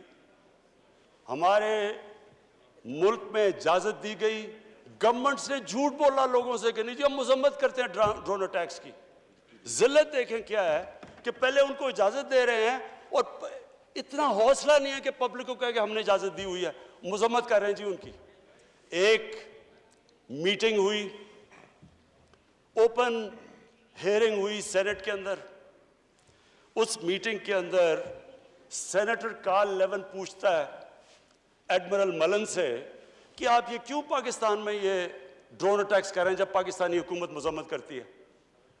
एडमिरल मलन ओपन हेयरिंग के अंदर कार्ल लेवन को कहता कि हम पाकिस्तान हुकूमत की इजाजत से कर रहे हैं। वो आगे से क्या कहता? अब ये शेम की तो ये बात है, वो आगे से कहता है कि क्यों पाकिस्तानी हुकूमत सच नहीं बोलती अपने लोगों से, क्यों दोगली है? और ये ओपन, स्पीकर साहब, ये ओपन कैबिनेट सेनेट की हेयरिंग पे जो पब्लिक के अंदर होती है उसमें ये हो रहा है। हमने अपने आप को जलील किया, हमें दुनिया ने नहीं जलील किया, हमने जलील किया अपने आप को। हम अगर आज उनको अमेरिका का क्या बुरा भला कहें जब आपने खुद इजाजत दी हुई थी अपने लोगों को मारने के लिए। फिर से मैं रिपीट करता हूं, मुझे कोई इंस्टेंस बता दें कि आपके मुल्क, आप उनकी मदद कर रहे हैं, आपके लोग मर रहे हैं उनके लिए, और वो आप ही को बमबारी कर रहे हैं आपके मुल्क में। इसकी कोई दुनिया में मिसाल है? और ये हमने इजाजत दी। और स्पीकर साहब, फिर हम कहते हैं कि हमारी दुनिया में जी इज्जत नहीं है। जब उसामा बिन लादेन के खिलाफ ऑपरेशन किया एबटाबाद में, मैं स्पीकर साहब ओवरसीज पाकिस्तानियों को जानता हूं, जितनी जिल्लत ओवरसीज पाकिस्तानियों को, लोग कहते हैं हम छुप गए, हम दुनिया को फेस नहीं कर सकते थे कि पहले तो एक आप उनके लिए लड़ रहे हैं जी, हम आपकी फ्रंटलाइन स्टेट है, और फिर जनाब जब उसको यहां मारा तो क्या हमारा एलाए हमारे ऊपर इतना इत्मीनान नहीं करता था कि हमें कह दे कि आप करें? तो क्या वो हमारे दोस्त थे या दुश्मन थे? सारी अवाम कंफ्यूज फिर रही है। और जिस तरह की स्पीकर साहब, जिस तरह की चीजें उन दिनों में हुई, हमारी जनाब सारी सेल्फ इस्टीम खत्म हो गई। मुझे याद है एक नई चीज निकलाई, इनलाइटेंड मॉडरेशन। हमने जी एक कॉइन कर दिया कि हम तो बड़े मॉडरेट लोग हैं। और मॉडरेट क्या है? Enlightened moderation. अच्छा, अब इनलाइटेंड मॉडरेशन की आवाम को क्या समझ आनी है? मुझे भी अभी तक नहीं समझ कि ये क्या चीज है। लोगों ने इसका समझा क्या? क्योंकि हमारी लीडरशिप इतनी मुतासिर थी, लोगों ने क्या कहा जी, सारों ने सूट शूट पहन लिया और अंग्रेजी बोलनी शुरू कर दी। टीवी प्रोग्राम पे जाते थे, जो भी जाता था पहले बैठ के अंग्रेजी बोलता था कि मैं एनलाइटेंड मॉडरेट हूं, फिर उर्दू शुरू करता था। यानी एक मुल्क की इज्जत नफ्स ही खत्म करके रख दी कि हमें अपने आप से शर्म आने शुरू हो गई कि जी हम पता नहीं दहशतगर्द हैं। और स्पीकर साहब, हमें यह समझ लेना चाहिए कि जब, फिर से मैं रिपीट करता हूं, जो कौम अपनी इज्जत नहीं करती, दुनिया उसकी इज्जत नहीं करती। हमें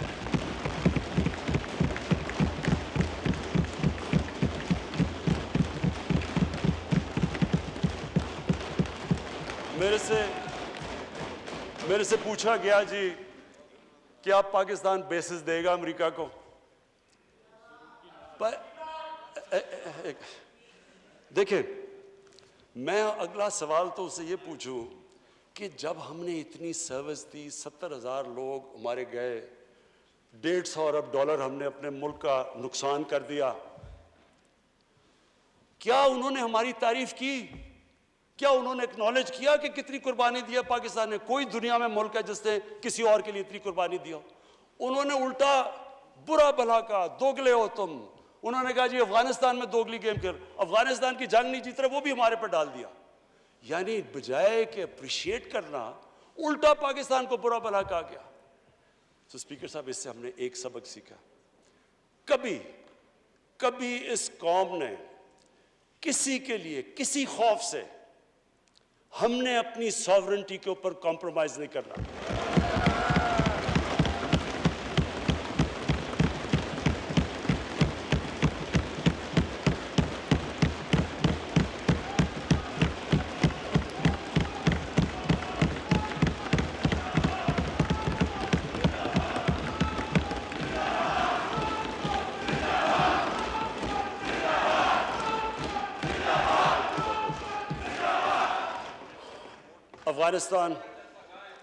अफगानिस्तान ये वाकई हमारे लिए एक बड़ा मुश्किल अब वक्त आ रहा है। मैं अपनी सारी कौम के सामने ये चीज़ कहना चाहता हूँ, हमने जितनी को, और अब ये भी मैं कह दूँ कि हमारा जो हमारा और अमेरिका का इस वक्त इंटरेस्ट है वो एक ही अफगानिस्तान में। वो भी शुक्र है इतनी देर के बाद इस नतीजे पे आ गए हैं कि अफगानिस्तान में मिलिट्री सलूशन नहीं है। जल्दी आ जाते तो शायद इतना ज़्यादा खून ना होता। शुक्र है अब आ गए हैं। लेकिन हम तो उससे पहले हमें इस चीज़ पे आ जाना चाहिए था, क्योंकि हम तो जानते हैं अफगानियों को, हमारे भाई हैं, हमें इनकी तारीख पता है।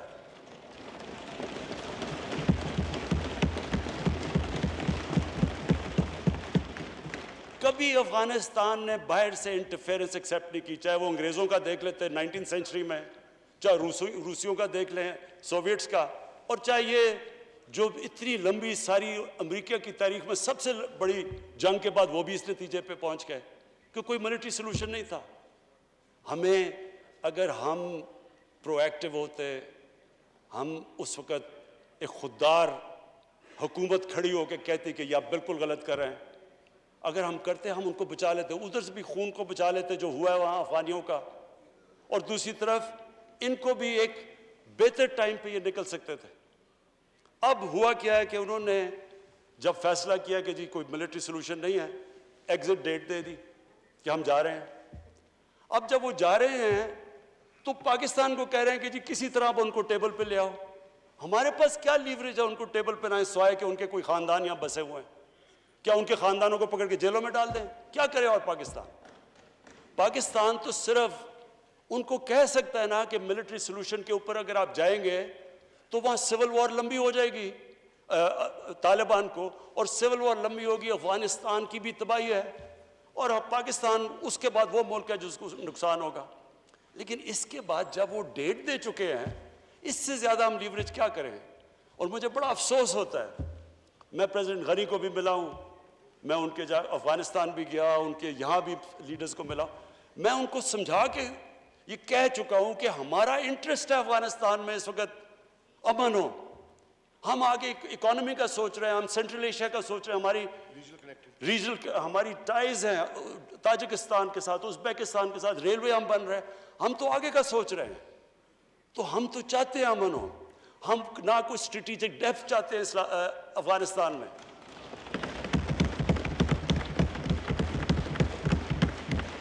हम ना कोई फेवरेट्स चाहते हैं, ना हम कोई पार्टीज को चूज करना चाहते हैं। जो अफगानिस्तान के लोग चाहते हैं हम उनके साथ हैं।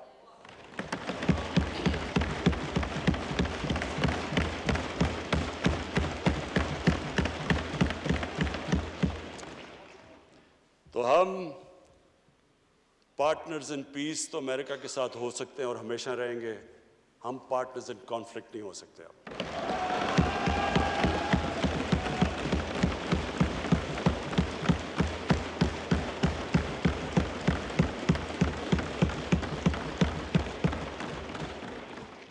स्पीकर साहब, अब मैं सिर्फ दो आखिर में अपील करना चाहता हूँ। एक तो अपने ओवरसीज़ पाकिस्तानीज़ को सबसे पहले तो उनका शुक्रिया अदा करना चाहता हूँ कि जिस तरह उन्होंने रेमिटेंसेस, रिकॉर्ड रेमिटेंसेस पाकिस्तान में भेजी।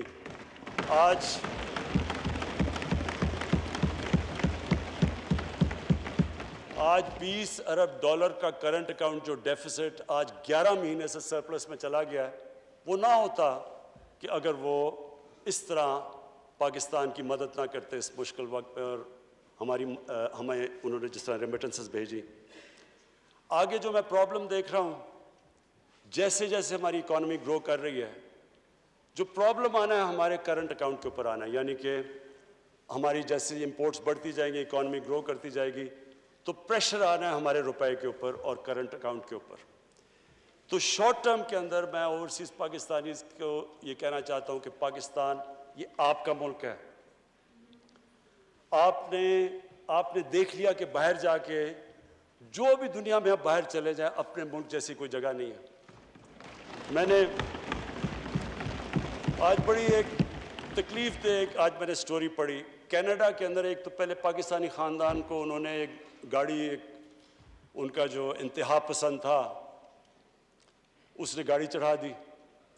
अब कल मैंने आज पढ़ा अखबार में कि 30-32 साल का पाकिस्तानी नौजवान जो वहाँ गया हुआ था अपनी फैमिली को लेके, वो उसकी आज बयान था, उसको चाकू मारा उन्होंने और वो हॉस्पिटल में। वही रेसिस्ट, ये जो इस्लामोफोबिया की वजह से जो वहाँ के रेसिस्ट हैं।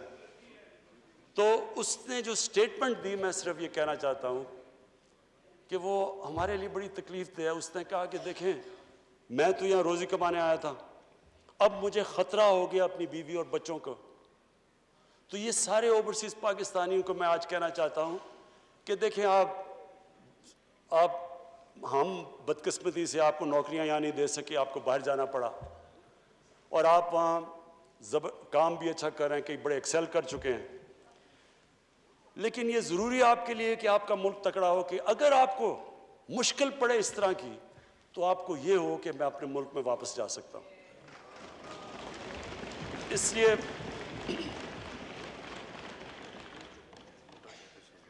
काशिफ उस लड़के का नाम था। तो मैं ये चाहता हूँ कि हमारे ओवरसीज, अब हम पाकिस्तान सही रास्ते पर निकला हुआ है। मैं चाहता हूँ कि आप पूरी तरह इस मुल्क की इसमें इन्वेस्ट करें, बिजनेसेस खोलें। हम अब पूरी तरह, मैं खुद लीड कर रहा हूँ कि हम हर किस्म की रुकावटें दूर करें आपके लिए, रेगुलेशंस कम करें, ईज़ ऑफ डूइंग बिजनेस करें, ताकि आप आएँ, बैंकों में हमारे पैसे रखवाएं। क्योंकि ये जो शॉर्ट टर्म हमारा करंट अकाउंट के ऊपर जो प्रेशर पड़ेगा, वो सिर्फ और सिर्फ ओवरसीज़ पाकिस्तानी शॉर्ट टर्म में कर सकते हैं। उसके बाद फॉरेन इन्वेस्टमेंट भी है, हमारी एक्सपोर्ट्स। मुझे बड़े फ़ख्र से मैं कहता हूँ कि जो एक्सपोर्ट्स के अंदर अब जो ऊपर गई हैं, तो हम आहिस्ता आहिस्ता तो उस सही रास्ते पर निकल चुके हैं कि एक्सपोर्ट लेड ग्रोथ। लेकिन थोड़े वक्त के लिए मैं अपने ओवरसीज़ पाकिस्तानी को अपील करूँगा, और उसके बाद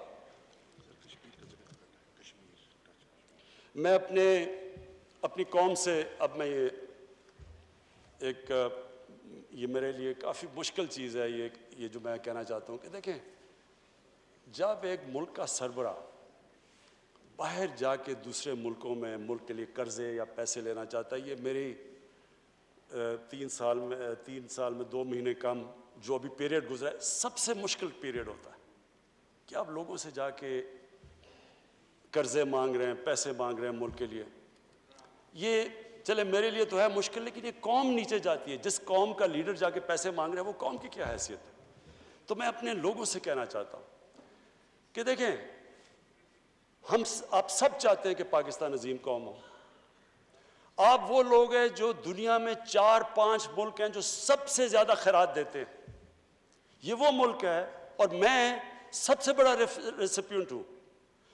शौकत हरम के लिए पैसे इकट्ठे करता हूँ, नमल यूनिवर्सिटी के लिए पैसे इकट्ठे करता हूँ, 2 हॉस्पिटल बन चुका, तीसरा कराची में सबसे बड़ा हॉस्पिटल, सबके लिए पैसे देते हैं। इतने खुले दिल के लोग नहीं हैं दुनिया में जितने ये हैं।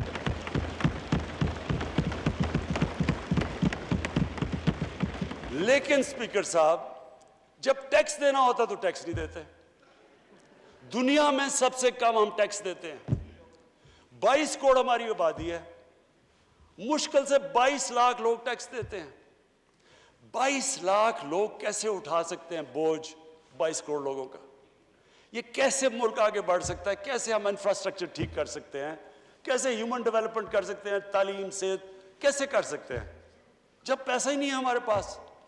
अभी मेरे सारे MNAs बारी बारी मेरे पास आए प्रोजेक्ट्स लेके, कम से कम को 500 अरब रुपए के प्रोजेक्ट्स मुझे दे दिए, जी ये भी बना दो, वो भी बना दो।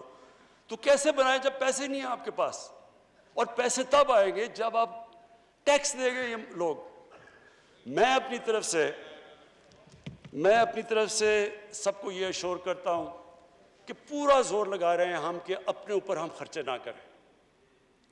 प्राइम मिनिस्टर हाउस के अंदर कितना हमने, और हाउस और उसके में 108 करोड़ रुपया 3 सालों में हमने अपना एक्सपेंस कम किया है। फेडरल गवर्नमेंट ने किया है। 2 साल में पाकिस्तानी फौज ने अपना बजट फ्रीज कर दिया।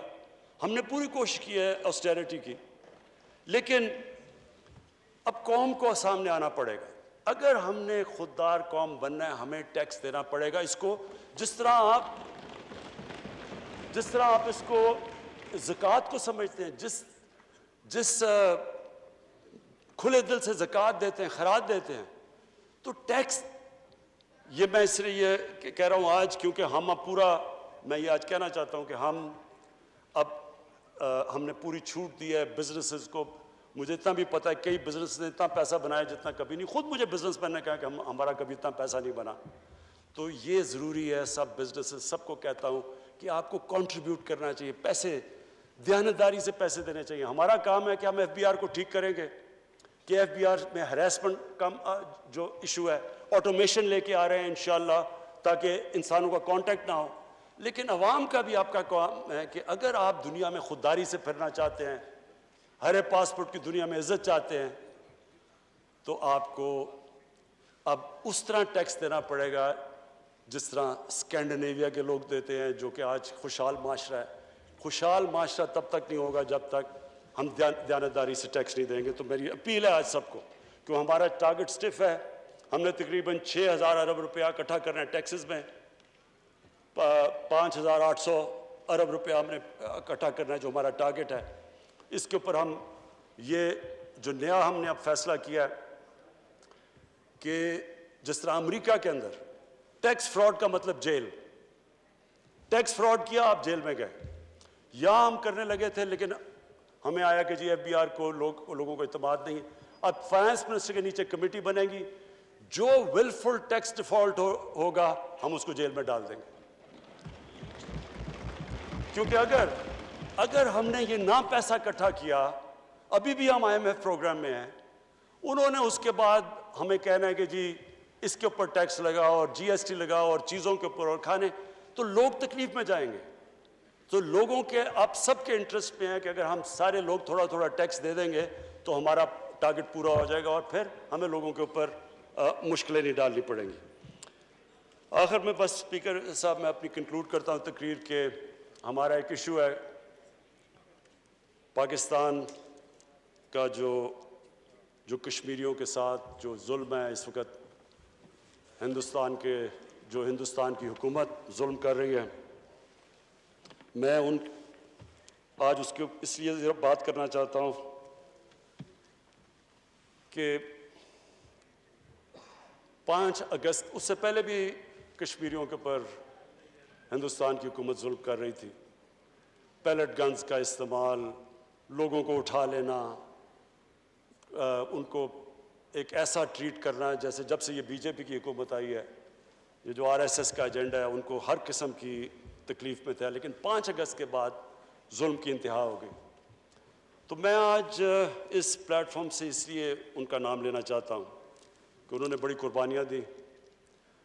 मैं उनके जज्बे को सलाम पेश करना चाहता हूँ अपनी सारी कौम की तरफ से।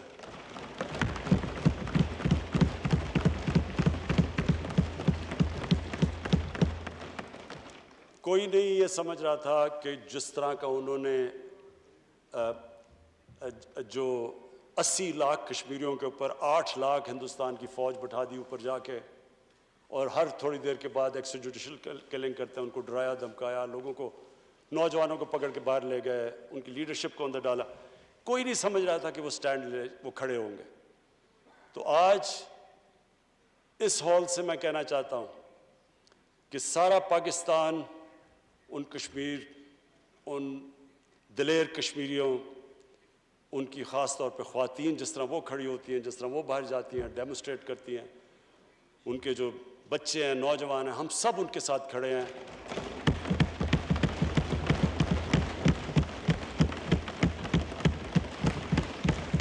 और जो मर्जी लोग कहें कि जी ये कुछ करने लगे हैं, कॉम्प्रोमाइज़ किसी किस्म की, जब तक हम हिंदुस्तान से डिप्लोमेटिक रिलेशनशिप बहाल नहीं होगी, जब तक जो 5 अगस्त के उन्होंने जो कदम उठाए वो वापस नहीं लेंगे, तब तक कोई नहीं। बहुत बहुत शुक्रिया। थैंक यू जी। मैं कौमी असम्बली सेक्रेटेरिएट के अमले की तरफ से की गई गैर मामूली मेहनत की तारीफ करता हूँ। वज़ीर-ए-आज़म इमरान खान कौमी असम्बली में इज़हार ख्याल कर रहे थे। उन्होंने कहा कि बजट इजलास में भरपूर शिरकत और मंजूरी पर अरकान का शुक्रिया अदा करता हूँ। उनका कहना था कि जब हुकूमत संभाली तो मुल्क को खसारे और बहरानों का सामना था, लेकिन हुकूमती टीम की कोशिशों से आज मुल्की मईशत इस्तेहकाम की जानिब गामज़न है। उन्होंने कश्मीर के हवाले से भी बात की और कहा कि पाकिस्तानी क़यादत और अवाम कश्मीरी अवाम के साथ खड़े हैं और भारत की जानिब से जारी जुल्म बर्बरियत की भरपूर मज़म्मत करते हैं। जब तक कश्मीर में भारतीय जुल्म बर्बरियत का सिलसिला जारी है और 5 अगस्त के गैर कानूनी इक़दाम वापस नहीं लिए जाते, भारत के साथ किसी किस्म के कोई तिजारती रवाबित कायम नहीं हो सकते। नाज़रीन, यहाँ वक्त हुआ है एक ब्रेक का, हमारे साथ रहिएगा।